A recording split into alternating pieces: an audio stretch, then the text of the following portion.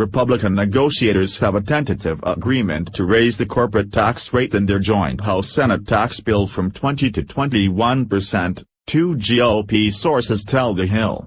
The higher corporate rate would cap a furious debate within the GOP conference, as conservatives inside and outside the conference have fought to keep the 20% rate originally approved in separate bills by the House and Senate. One conferee noted that there has been no formal vote for conferees to sign off on any provisions in a final bill. "We have not yet a vote on any of these policies," said Senator Tim Scott, RS.C. "There's certainly a lot of interest in what we do with the corporate rate." Advertisement's centerpiece of the two bills passed by the House and Senate is a reduction in the corporate tax from 35% to 20%. But there's been a push to hike the rate in order to pay for additional changes to the bill that might benefit more middle-class families and smaller businesses.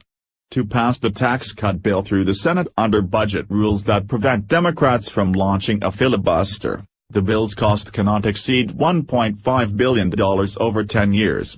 Scott said he would prefer to delay the implementation of the corporate rate cut to preserve the 20% rate.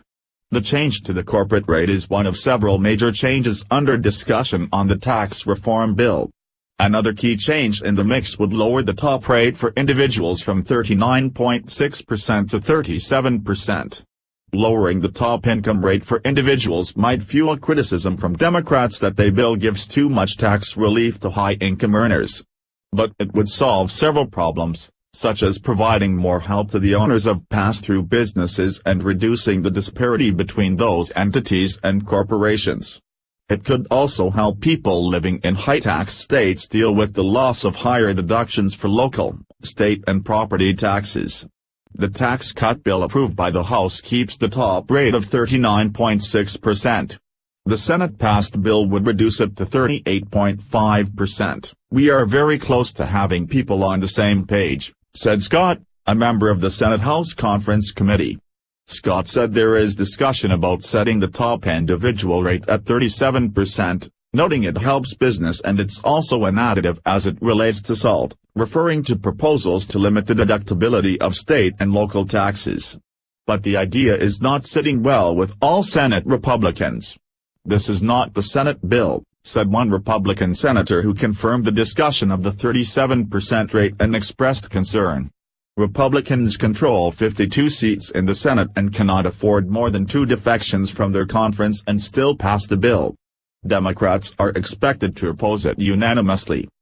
There's also strong support for giving residents in New York, California and other high-tax states a choice about whether to deduct their state and local property or income taxes, up to a $10,000 cap.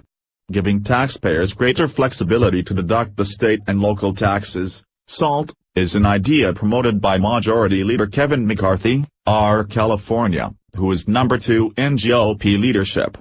Senator Susan Collins, R. Maine, a pivotal swing vote, has advocated for setting the corporate rate at 21% instead of 20%.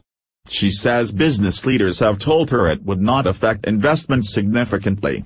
Collins, who supports keeping the top individual tax rate at 39.6% for families earning over $1 million, declined to comment on the prospect of lowering it to 37%. The developments come as top Senate Republicans signal Tuesday that members of the House-Senate Conference Committee are on a cusp of locking down a final deal on their long-awaited goal of tax reform. Senate Majority Whip John Cornyn, R. Texas, told reporters it was possible negotiators could reach a verbal commitment as early as Tuesday. "I think it could, and I hope it is," said Cornyn, one of the Senate negotiators. Other key members of the House and Senate were slightly less optimistic, though they said the deal could be finished by the end of the week. Sen.